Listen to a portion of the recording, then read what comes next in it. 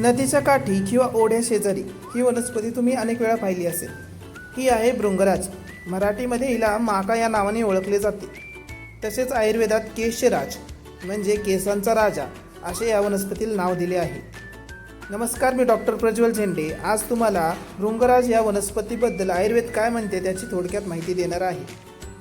भृंगराज ही वनस्पती चवीला तिखट असते व कडू देखील असते।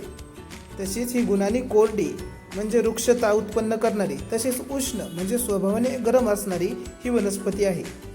या गुणांमुळे ही शरीरातील कफ आणि वात दोष संतुलित करायला मदत करते। तसेच वात आणि कफ दोष यांचे ज्या व्याधी होतात, जसे की त्वचा व्याधी ज्यामध्ये कुष्ठ म्हणजे अंगावरती विविध प्रकारची येणारी खाज किंवा मंडले असतील ते कमी करायला ही मदत करते। तसेच केस गळती होत असेल, जेव्हा कफ दोष तुमच्या टाळू प्रदेशी वाढतो आणि केसांची गळती सुरू होते, केसांचं पोषण थांबते, तेव्हा ते कमी करायला भृंगराज या वनस्पतीचा वापर आयुर्वेदात केला जातो।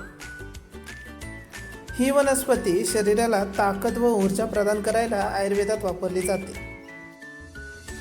ह्या वनस्पतीचा वापर आयुर्वेदात विविध प्रकारे केला जातो। जसे की ह्या वनस्पतीपासून औषधी तेल तयार केले जाते, जे केसांना बळ देण्यासाठी, केसांचं पोषण करण्यासाठी जाते।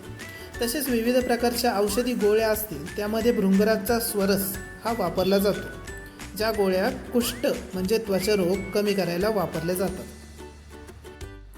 भृंगराज ही एक औषधी वनस्पती आहे। तिचा योग्य प्रकारे वापर केला तर शरीरावरती खूप योग्य परिणाम दिसून येतात, पण जर चुकीचा वापर केला तर दुष्परिणाम देखील दिसू शकतात। त्यामुळे हिचा वापर करायचा असेल तर आयुर्वेदिक डॉक्टरचा सल्ला नक्की घ्यावा, त्यांच्या मार्गदर्शनात या वनस्पतीचा वापर करावा। जर का तुम्हाला हा व्हिडिओ आवडला असेल तर लाईक करा आणि अशाच अनेक व्हिडिओसाठी माझ्या चॅनलला सबस्क्राईब करा। धन्यवाद।